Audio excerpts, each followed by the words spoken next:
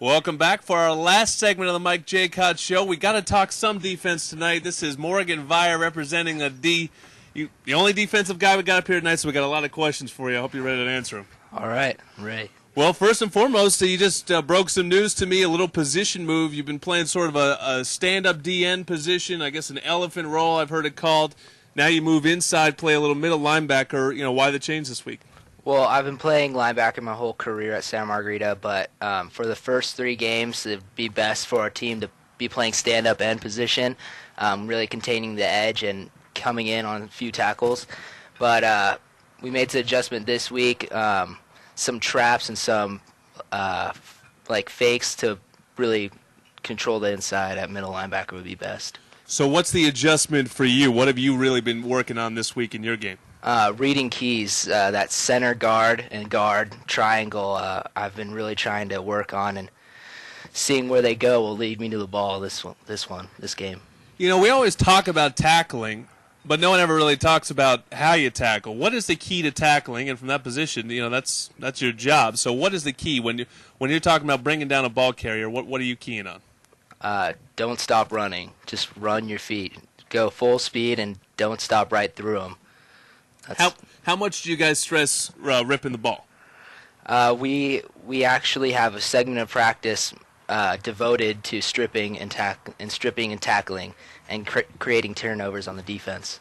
When you're the first guy there, are you thinking get the ball, or are you thinking hold him up and then maybe it's the second and the third guy that's going for the ball? I'm thinking knocking him out when I get there. Yeah. You're looking for snot bubbles. Yeah. Well, the other 2 guys you're playing with, Steinmetz and Willett, they put up some numbers this year. Speaking of tackling, I just saw the stats after 3 games. What's it like playing with those 2 guys? They are definitely ballers. They run fast and they hit hard when they get there. It's awesome to be playing in between them too, because when they stand them up, I get to come through and blow it up. So.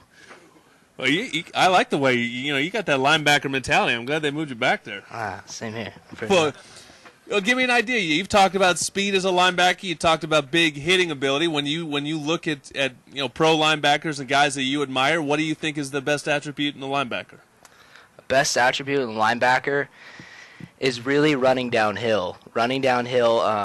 Avoiding blocks and just being the first guy there. That's like the pride of being a linebacker, making the first hit, big hit. Did the defense wear down last week? Defense, I wouldn't say they wore down. I think that a lot of plays kind of came down to mistakes. Mistakes started coming through, and that's when their offense was able to sneak some plays in on us. Mistakes often come with youth. You're an experienced guy. How have you tried to work with some of the younger guys so that you can really develop this team? And at the end of the season, we'll talk about a team that really grew up as the year went on. It's when it comes to younger guys, it's really about positive reinforcement. It's their first time. You just want them to feel comfortable. If they make a mistake, it's their mistakes. Mistakes happen, especially on the football field. So just pick them up. And these young guys have been coming through. They've been making some big plays as well. So, how much tape do you watch as a player?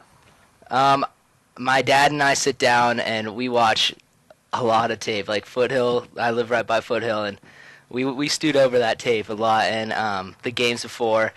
And for my opponent, I watch a lot of tape when it comes down to that and deciphering what I have to do for each play and what type of play. Yeah. So what are you really looking for? I really focus on the linemen, how they block, and how that will take me to the play most of the time. And when it comes to pass, which receiver they're focusing on and where the quarterback will turn and look. What kind of offense is the most fun to play against? I mean, you want a team that plays it like your offense does, 5 wides, you see that all the time in practice, or do you want a team that's in the I formation and wants to slug it right at you? I like the I formation, definitely. That's spreading it out. I don't know. I have some wheels, but I don't know. I don't know if I'm fast enough to catch up to some of the guys on my team. Yeah. Give me an idea of little backs and big backs. I've just sort of noticed that a little bit this year. There's been some long runs against you.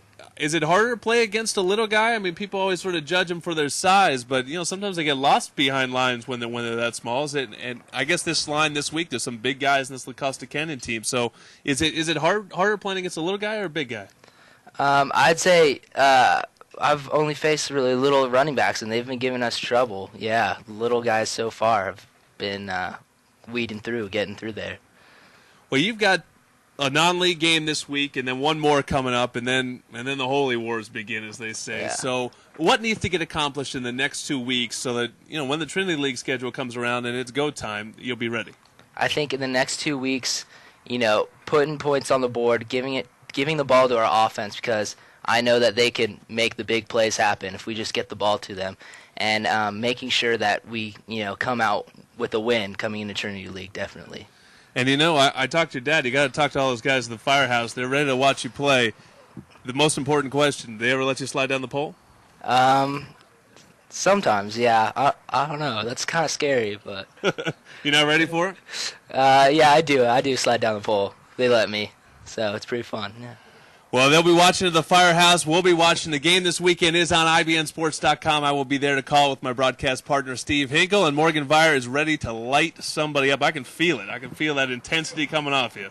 Yes. You got a mark, man. You watch tape. You know what number you're looking for? Who's going to see your face this week and run the other direction? 34 and number 4. 34 and number 4. You have been officially warned. All right. That's Morgan Viar. We thank Mike Meyer. We thank Greg Orlando. We thank Paul Steinberg of the Outback Steakhouse. And we thank you all for coming down yet again. We will be back, of course, next Tuesday night. So keep it an open date every Tuesday night all fall, as we'll be here on the Mike J. Cutt Show on IBNSports.com. Jordan Moore saying good night.